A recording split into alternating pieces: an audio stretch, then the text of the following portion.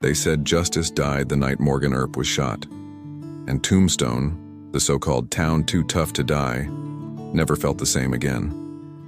One moment, Morgan was leaning over a pool table inside Campbell and Hatch's billiard parlor, his cue poised, eyes fixed on the corner pocket. The air was thick with cigar smoke and the soft click of billiard balls. Then came the explosion. The glass door behind him shattered, and a shotgun blast ripped through the air.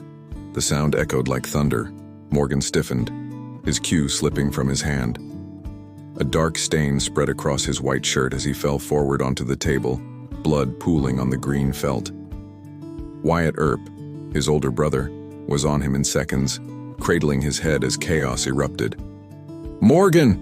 Wyatt shouted, pressing his hand against the wound, his face pale under the lamplight. Morgan's eyes fluttered open, his breath coming in shallow gasps. "Wyatt, I'm done for," he whispered. Then he was gone. The clock read 10:50 p.m., March 18th, 1882. With that single gunshot, the uneasy peace of Tombstone shattered, and the legend of Wyatt Earp was reborn in blood. To understand the murder, you have to go back 5 months earlier to the gunfight at the OK Corral. The Earps, Wyatt, Virgil, and Morgan, had come to Tombstone chasing opportunity. They weren't saints. They were lawmen, gamblers, and sometimes gunmen for hire. Men who lived by the badge only when it suited them. But Tombstone wasn't a quiet mining town. It was a cauldron. Silver money flowed like water, and so did liquor, greed, and gunpowder.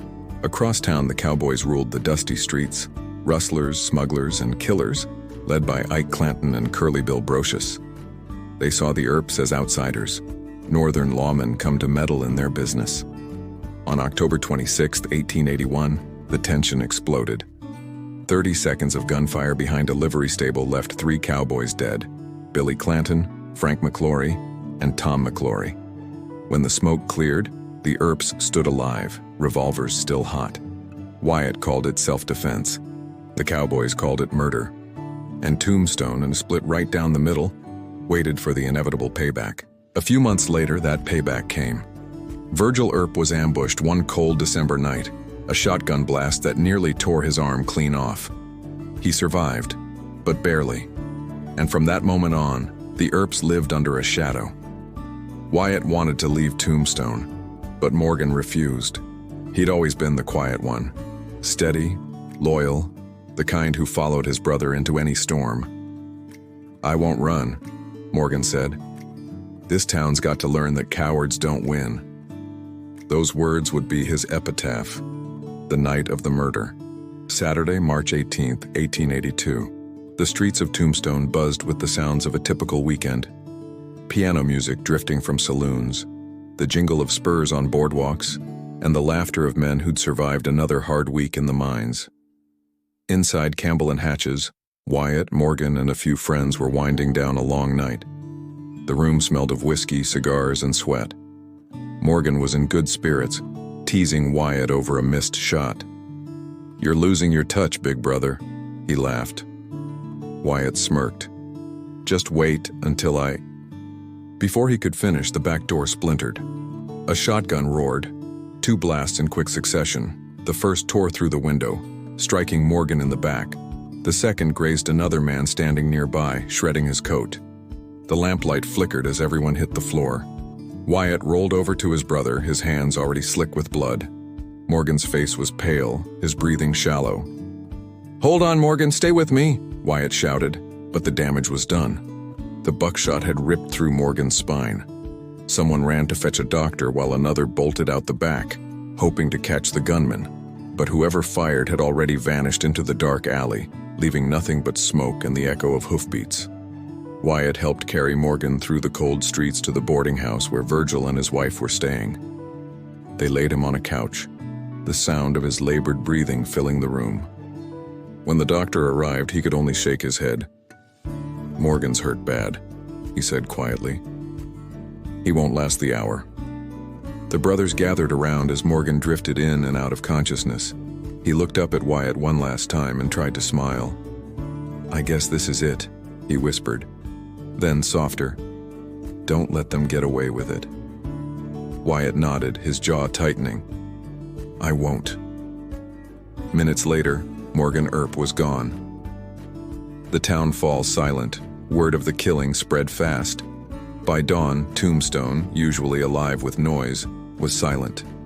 People gathered outside the billiard hall, staring at the shattered glass and the blood-stained floor. Everyone had an idea who'd done it. No one dared say it out loud. Wyatt Earp wasn't a man to cry. But that night, he stood over his brother's coffin with eyes that looked years older. He'd already lost one brother to violence. Now he'd lost another to cowardice. And Tombstone's law had done nothing to stop it. The investigation that never was. On paper, an inquest followed. Witnesses pointed fingers at Ike Clanton, Frank Stillwell, Pete Spencer, and Johnny Ringo, all cowboys, all enemies of the Earps. But the law in Tombstone was tangled in corruption. Sheriff Johnny Behan was friendly with the cowboys and none too fond of Wyatt. The judge was hesitant to stir the hornet's nest. So the hearings dragged on, and the trail grew cold. No arrests stuck. No one was charged. And the men responsible went free, laughing in saloons, boasting that the Earps' time was over. Morgan's wife left town that week, taking the first train west. She couldn't bear to stay in a place soaked in Earp blood. Wyatt promised her he'd escort Morgan's body home to California. But he also promised himself something else, something darker. There would be justice, even if he had to deliver it himself. The train station, March 20th, 2 days after the murder. At the Tucson train station, Wyatt stood by the coffin, his hand resting on the polished wood. Beside him were his brother Warren and close friends Doc Holliday, Sherman McMaster, and Texas Jack Vermillion. They'd all seen too much death to pretend the law still worked. As the train hissed and smoked, Wyatt's sharp eyes caught a familiar figure lurking near the tracks. Frank Stillwell, one of the men named in Morgan's murder. "Wyatt," Doc muttered, hand on his revolver, "you see what I see?" "I see him," Wyatt said coldly. "He's mine." Minutes later, the peace of the station was broken by a volley of gunfire. By morning, Frank Stillwell's body was found riddled with bullets near the tracks. Wyatt never denied it.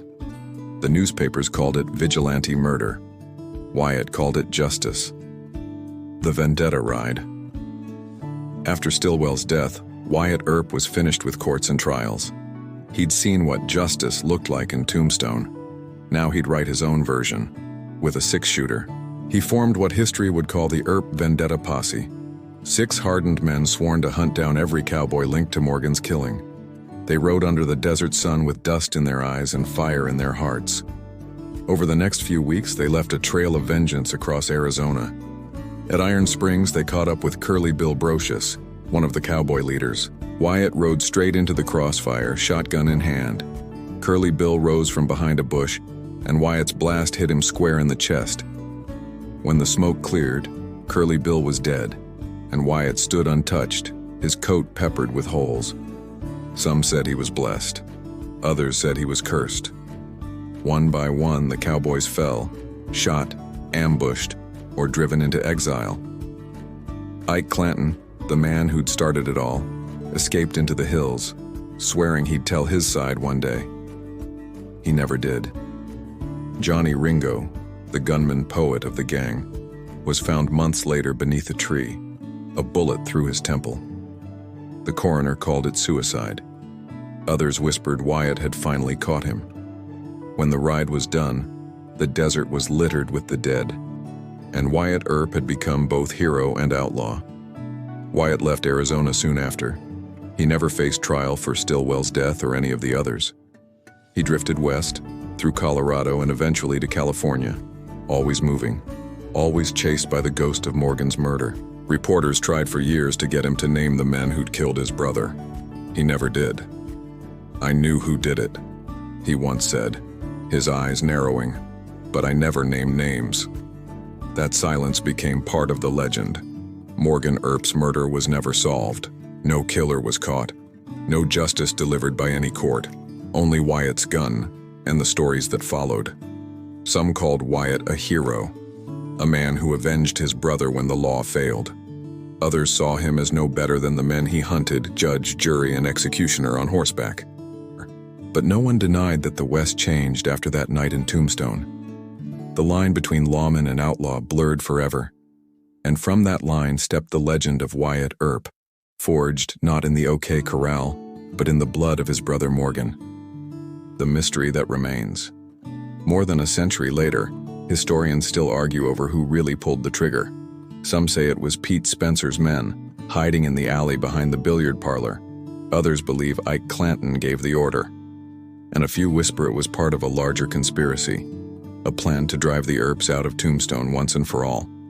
But the truth is buried, just like Morgan, under layers of dust and silence. What's certain is this: the murder of Morgan Earp set in motion one of the most relentless vendettas in Western history. It turned a lawman into a myth, and it left Tombstone forever haunted by the sound of a shotgun in the night, the echo in the billiard hall. Years later, tourists would visit Tombstone and stop by the old Campbell and Hatches building. They'd peer at the wall where the bullet came through, the tiny hole still visible in the plaster. Some swore they could feel the chill of that night still hanging in the air. And if you listen close, when the desert wind blows through the empty streets, you might just hear it. The faint click of a billiard ball, the echo of a gunshot, and the whisper of a dying man saying, "Wyatt, I'm done for." That was the night justice died in Tombstone, and the night a legend was born.